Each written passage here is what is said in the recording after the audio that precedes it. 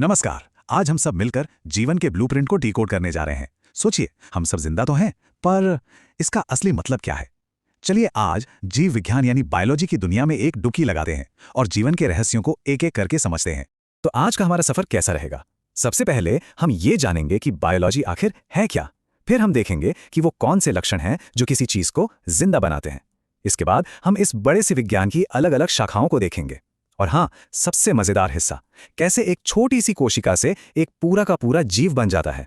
और आखिर में हम ये भी समझेंगे कि ये सब हमारे लिए इतना जरूरी क्यों है। तो चलिए एक बहुत ही दिलचस्प सवाल से शुरुआत करते हैं। सोच कर देखिए, एक माइक्रोस्कोपिक वायरस, एक बहुत बड़ा सा पेड़ और हम इंसान, इन सब में आखिर कॉमन क्या हो सकता है? लगता तो नहीं है ना? लेकिन जवाब है हाँ, ये सब के सब जीवित हैं। और इसी जीवन के विज्ञान को आज हम समझने वाले हैं। तो बस उसी सवाल का जवाब ढूंढने के लिए चलिए अपने पहले पड़ाव पर चलते हैं। बायोलॉजी आखिर ये है क्या चीज? इसे आप एक ऐसी चाबी समझ सकते हैं जो जीवन के न जाने कितने रहस्यों के ताले खोलती है। अगर एकदम सीधी सरल भाषा में कहें तो बायोलॉजी यानी जीव विज्ञान बस जीवन और जीवित चीजों का वैज्ञानिक अध्ययन है। ये वो विज्ञान है जो हमें बताता है कि कोई चीज क्यों और कैसे जिंदा है। और पता है, इस शब्द को तोड़कर देखने में बड़ा मजा आता है। देखिए, बायो का मतलब होता है जीवन और लोगोस का मतलब होता है अध्ययन। तो दोनों को मिला दें तो क्या बना? जीवन का अध्ययन। है ना कितना सिंपल? ठीक है, तो अब सवाल ये उठता है कि हम ये कैसे पता लगाते हैं कि कोई चीज जिंदा है या नहीं। चलिए अब जीवन के कुछ बेसिक लक्षणों को देखते हैं, मतलब वो नियम जो हर जिंदा चीज पर लागू होते हैं। तो जीवन की चेकलिस्ट क्या है? देखिए, वैज्ञानिकों ने इसके लिए 5 मेन पॉइंट्स बताए हैं। मेटाबॉलिज्म, श्वसन, वृद्धि, प्रजनन और अपने आसपास के माहौल पर प्रतिक्रिया देना। ये 5 चीजें समझिए बायोलॉजी की नींव हैं। चलो फटाफट इनको समझते हैं। सबसे पहला है मेटाबॉलिज्म।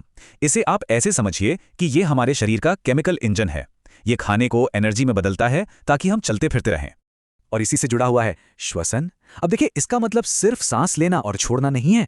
असल में ये वो प्रोसेस है जिससे खाने से बनी एनर्जी को रिलीज किया जाता है ताकि हमारा शरीर उसे इस्तेमाल कर सके। फिर आता है वृद्धि। एक छोटे से बीज का एक बड़ा पेड़ बन जाना। ये जीवन का एक एकदम साफ संकेत है। और हाँ, ये एक ऐसी बढ़ोतरी है जिसे वापस नहीं किया जा सकता।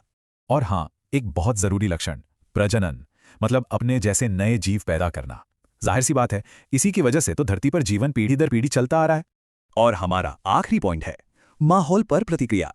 इसका एक क्लासिक उदाहरण है सूरजमुखी का फूल जो हमेशा सूरज की तरफ घूमता है। बस इसी तरह हर जिंदा चीज अपने आसपास होने वाले बदलावों को महसूस करती है और उस पर रिएक्ट भी करती है। ठीक है, तो अब हम ये तो समझ गए कि जीवन क्या होता है। अब देखते हैं कि वैज्ञानिक इसकी पढ़ाई कैसे करते हैं।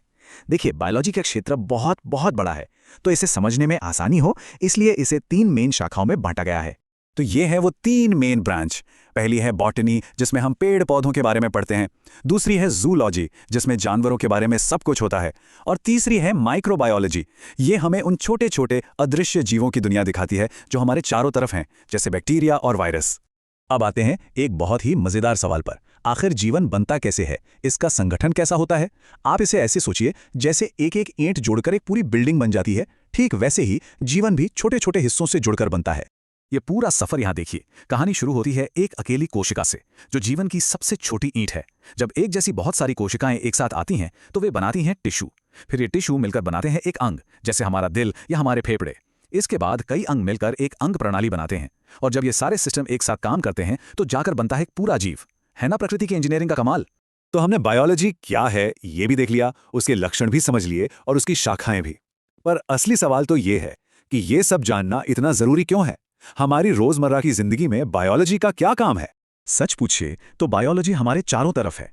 मेडिकल फील्ड में बीमारियों का इलाज खोजने से लेकर खेतीबाड़ी में अच्छी फसलें उगाने तक, डीएनए पर जो रिसर्च होती है उससे लेकर हमारे पर्यावरण को बचाने की कोशिशों तक, और तो और खुद अपने शरीर को समझने के लिए भी। हम सांस कैसे लेते हैं, हमारा खाना कैसे पचता है, इन सभी सवालों का जवाब हमें बायोलॉजी से ही मिलता है। तो आखिर में बस ये याद रखिए कि बायोलॉजी सिर्फ एक सब्जेक्ट नहीं है, ये हम सब की और इस धरती पर मौजूद हर एक जिंदा चीज की एक कॉमन कहानी है। अब सवाल बस ये है कि इस कहानी का अगला चैप्टर कौन सा होगा, जिसे हम सब मिलकर खोजेंगे।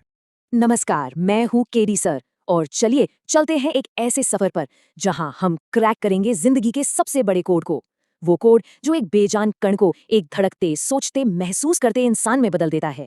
तो शुरुआत करते हैं एक बहुत ही गहरे सवाल से। एक जिंदा इंसान और एक बेजान पत्थर, इनमें आखिर फर्क क्या है?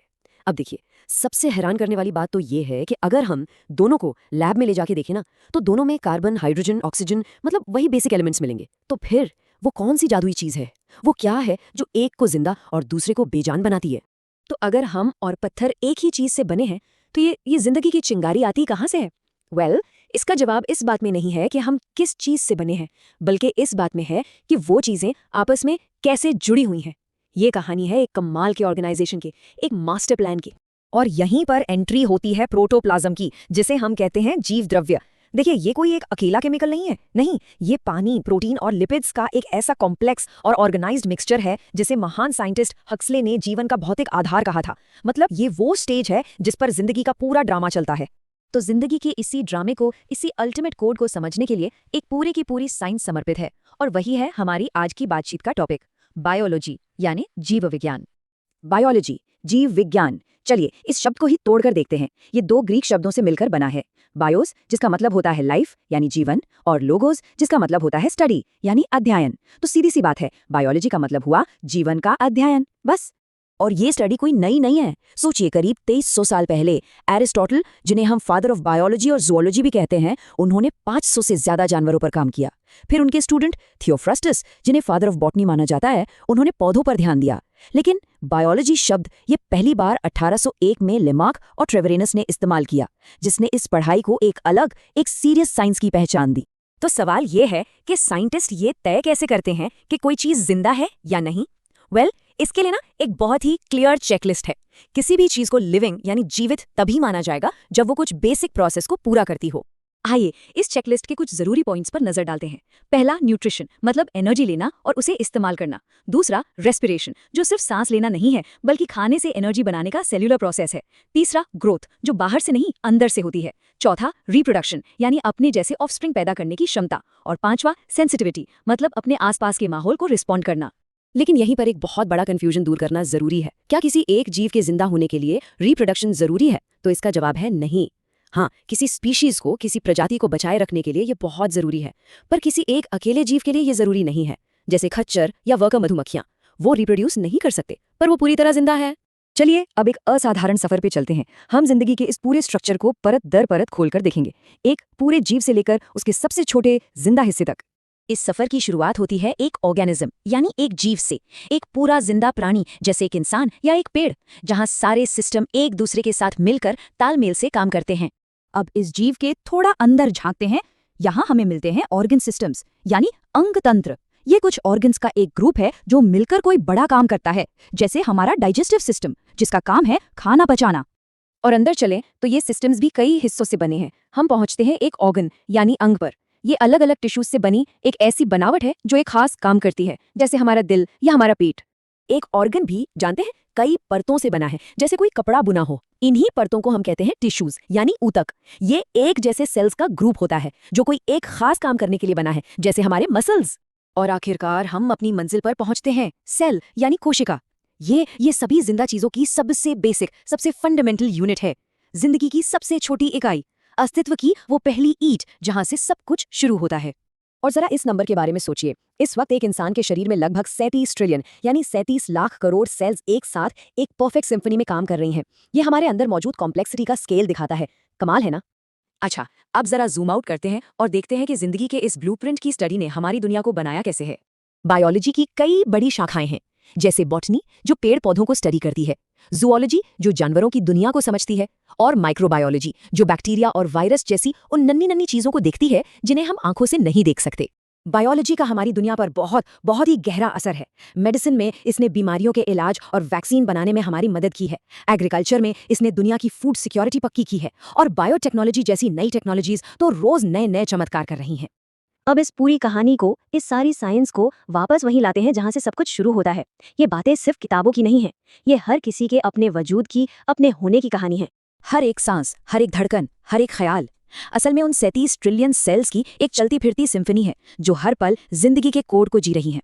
रेस्पिरेशन, न्यूट्रिशन, सेंसिटिविटी, ये सब इसी वक्त हर किसी के शरीर के अंदर हो रहा है।